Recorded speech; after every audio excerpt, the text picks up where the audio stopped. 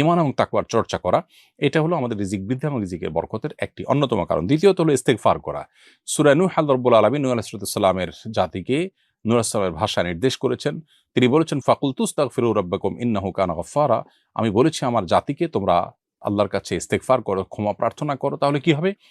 আল্লাহ তাআলা বলেছেন তার উপকারিতা বলতে গিয়ে এক পর্যায়ে ইউমদিদুকুম বিআমওয়ালিন ওয়া বানিন ওয়া জাআল লাকুম জান্নাতিন ওয়া জাআল লাকুম আনহারা, তোমাদেরকে সন্তান এবং সম্পদ দিয়ে আল্লাহ তাআলা ধনী করবেন, সচ্ছল করবেন যদি তোমরা ইস্তেগফার করো।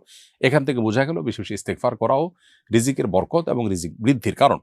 তৃতীয়ত আত্মীয়তার সম্পর্ক রক্ষা করা। সহিহ বুখারীর একটি হাদিস রয়েছে, নবী সাল্লাল্লাহু আলাইহি ওয়াসাল্লাম বলেছেন, মান সাররাহু আন ইউবসাতা লাহু ফি রিজকিহি আও ইউনসা লাহু ফি আথারিহি ফালিয়াসিল রাহিমা। যদি কেউ চায় তার রিজিকে বরকত দেওয়া হোক, তার হায়াত বৃদ্ধি করা হোক, তাহলে সে যেন আত্মীয়তার বন্ধনগুলোকে সবসময় ভালো রাখে, আত্মীয়দের সাথে সুসম্পর্ক বজায় রাখার চেষ্টা করে এবং তাদের সাথে কানেক্টেড থাকে। আর এর পাশাপাশি আরেকটি আমল হলো যে আল্লাহ তাআলার নিয়ামতের শুকর আদায় করা। আল্লাহ বলেছেন, লা ইন শাকারতুম লা আযীদান্নাকুম, কেউ তোমরা যদি আমার শুকরিয়া আদায় করো আমি নিয়ামত আরো বাড়িয়ে দিব। আল্লাহ যেটুকু দিয়েছেন সেগুলোর জন্য আলহামদুলিল্লাহ বললে, অন্যের তুলনায় আল্লাহ আমাকে ভালো রেখেছেন, শুকরিয়া আদায় করলে আল্লাহ তাআলা নিয়ামত আরো বাড়িয়ে দেবেন ইনশাআল্লাহ। এরপরে সাদাকার মাধ্যমেও কিন্তু রিজিক বারাকা লাভ হয়। এবং নামাজের পর আল্লাহ তাআলা বলেছেন আমরা যেন মসজিদ থেকে বের হয়ে আল্লাহ তাআলার করুণা তালাশ করি, এবং নামাজ থেকে বের হয়ে মসজিদ থেকে যখন আমরা বের হব তখন আল্লাহুম্মা ইন্নী আসআলুকা মিন ফাদলিকা দোয়া পড়ার শিক্ষা নবীজি দিয়েছেন। এখানে ফজল অর্থাৎ করুণার চাইতে বলা হয়েছে, অর্থাৎ রিজিক চাইতে বলা হয়েছে। আপনি যখন মসজিদ থেকে বের হওয়ার সময় রিজিক চেয়ে আল্লাহর কাছে বের হবেন এবং আপনার পেশায় আপনি সিরিয়াস হবেন, আন্তরিকতার সাথে কাজ করবেন, আপনার জীবনে বরকত আসবে। সকালবেলা কাজ শুরু করলেও জীবনে বরকত নেমে আসে। নবী সাল্লাল্লাহু আলাইহি ওয়াসাল্লাম বলেছেন, আল্লাহুম্মা বারিক লি উম্মতি ফি বুকুরিহা, আল্লাহ আমার উম্মতের জন্য সকালের সময়টাতে বরকত দান করুন। এজন্য বরকত লাভের যত মাধ্যম আছে সেগুলো আমরা অবলম্বন করব। বিসমিল্লাহ বলে কোনো কাজ করলে সেখানে আল্লাহ তাআলা বারাকা দিয়ে থাকেন। অতএব রিজিকের বৃদ্ধি বা রিজিকের বরকতের জন্য এই আমলগুলো আমরা করতে পারি কোরআন এবং হাদিসের আলোকে। দীর্ঘদিন ধরে চশমা ব্যবহারের কারণে চশমা আমার অঙ্গের মতো হয়ে গেছে। নামাজের সময়ও চশমা সাধারণত পরাই থাকে। অনেক সময় চশমার কারণে সেজদায় নাক পুরোপুরি ফ্লোরে লাগে না। এতে কি নামাজে সমস্যা হবে? উত্তর হলো দর্শক, সাধারণত চশমা ব্যবহার করলে নাক এবং কপাল ফ্লোরে চশমা ব্যবহার করেও লাগানো যায়। যদি আপনার চশমাটা এরকম হয় যে না, এই চশমা পরে সেজদা দিলে নাক অথবা কপাল যেকোনো একটা উপরে তুলে রাখতে হয়, নাক কপাল দুইটা সমান্তরালভাবে ফ্লোরে বা যে জায়গায় সেজদা দেন সেখানে লেগে থাকে না। চশমাটা যদি মাঝের অংশটা এত বেশি উঁচা হয় তাহলে সেক্ষেত্রে সেই চশমা খুলে আপনাকে নামাজ পড়তে হবে। কারণ নবী করিম সাল্লাল্লাহু আলাইহি ওয়াসাল্লাম বলেছেন, উমিরতু আন আসজুদা আলা সাবআতি আযমিন, আমাকে ৭টি অঙ্গের উপর বা ৭টি হাড্ডির উপরে, শক্ত অঙ্গের উপরে সেজদা করতে নির্দেশ করা হয়েছে। এর মধ্যে একটা হলো নাক এবং কপাল। অতএব এটা সেজদায় মিশাতে হবে এবং লাগাতে হবে, তা না হলে কিন্তু আপনার সেজদা হবে না। নানার মৃত্যুর পর তার জানাজায় অনেক মানুষ হাজির হয়েছিলেন। লোকে এখনো বলাবলি করে অমুকের জানাজায় ফেরেশতারাও পড়েছে। আমার জানার বিষয় হলো, কোনো মানুষের জানাজা কি ফেরেশতারা পড়ে? আর জানাজা লোক বেশি হওয়া কি লোকটি জান্নাতি হওয়ার আলামত? প্রিয় দর্শক, আপনার প্রশ্নের উত্তর হলো, জানাজায় ফেরেশতারাও কখনো কখনো উপস্থিত হয়। এটি প্রিয় নবী সাল্লাল্লাহু আলাইহি ওয়াসাল্লাম থেকে একটি হাদিস বর্ণিত হয়েছে।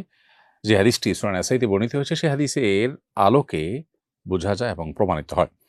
হাদিসটি সাহাবা রাদিয়াল্লাহু তাআলা বর্ণনা করেছেন যে নবী করিম সাল্লাল্লাহু আলাইহি ওয়াসাল্লাম একটি জানাজায় যাওয়ার সময় তাকে যখন বাহনে চড়তে বলা হলো তিনি অস্বীকার করলেন এবং জানাজা পড়ে ফেরার সময় তিনি বাহনে ঠিকই চড়লেন। যখন তাকে জিজ্ঞাসা করা হলো যে আপনি প্রথমে বাহনে কেন চড়তে চাননি, তিনি তখন বললেন, এই জানাজা বিপুল পরিমাণ ফেরেশতারা উপস্থিত হয়েছেন এবং সমস্ত শূন্য জায়গাগুলো ফেরেশতায় পরিপূর্ণ ছিল, এজন্য আমি বাহনে চড়তে চাইনি। এই হাদিস থেকে পরিষ্কারভাবে বোঝা গেল যে জানাজায় ফেরেশতা উপস্থিত হতে পারে। মানুষের জানাজায় ফেরেশতা উপস্থিত হওয়াটা এটি অস্বাভাবিক কোনো বিষয় নয়। তবে প্রত্যেক মুসলমানের জানাজাতেই যে ফেরেশতারা উপস্থিত হয় এমনটি কিন্তু হাদিস থেকে বোঝা যায় না। এখান থেকে একটি বিশেষ ঘটনায় বোঝা যায়। অতএব বিশেষ কোনো ব্যক্তির ক্ষেত্রে তার মর্যাদা, আল্লাহর কাছে তার সম্মানের খাতিরে ফেরেশতারা তার জানাজায় শামিল হতে পারেন।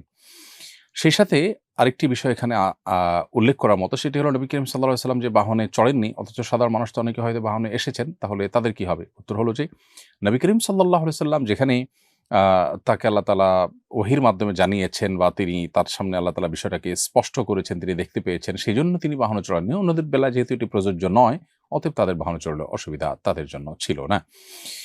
আর এই হাদিসের আলোকে বোঝা গেল যে আপনার নানার জানাজায় বিপুল পরিমাণ মানুষ হলে সেখানে কিছু ফেরেশতাও থেকে থাকতে পারেন। ফেরেশতা জানাজা উপস্থিত হলে তার দুটি রূপ হতে পারে। একটি হলো ফেরেশতাকে আল্লাহ রাব্বুল আলামিন জিনের মতো যেকোনো আকৃতি ধারণ করবার ক্ষমতা দিয়েছেন।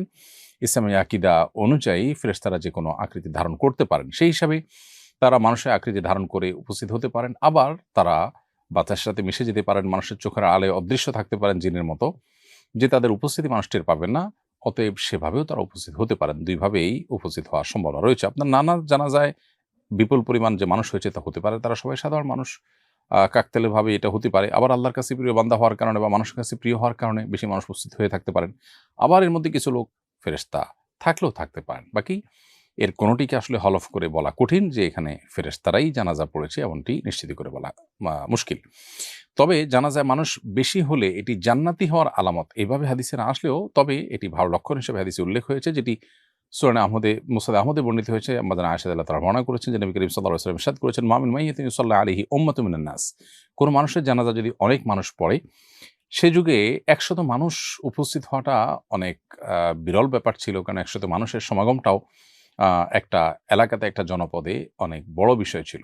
তো সেই ফিগারটা উল্লেখ করে আমাদের আয়েশা বর্ণিত হাদিসে নবী সাল্লাল্লাহু আলাইহি ওয়াসাল্লাম বলেছেন যে এরকম অনেক মানুষ উপস্থিত হয়ে, ১০০ মানুষ উপস্থিত হয়ে যদি তার জন্য সুপারিশ করে, তাদের সুপারিশ গ্রহণ করা হয়। তার মানে বেশি মানুষ মুসলমানদের জানাজাতে শামিল হলে কোনো ব্যক্তির, সেটি তার পক্ষে আল্লাহ তাআলার দরবারে যে সুপারিশ করা হয় সেটি কবুল হওয়ার লক্ষণ বা আলামত। এটি সৌভাগ্যবান মানুষের একটি চিহ্ন বলা যেতে পারে। তবে চিহ্ন বা আলামত দিয়েই সবসময় মানুষের চূড়ান্ত ফয়সালা করা যায় না।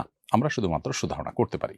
এরপরে প্রশ্ন হলো, মোজার উপরে মাসা করার বিধান জানতে চাই। কি ধরনের মোজার উপরে মাসা করা যাবে? একবার মোজা পরে কতদিন মাসা করা যাবে? এর উত্তর হলো যে মোজার উপরে মাসা করার এই বিধানটি আহলে সুন্নাত জামাতের একটি আলামত।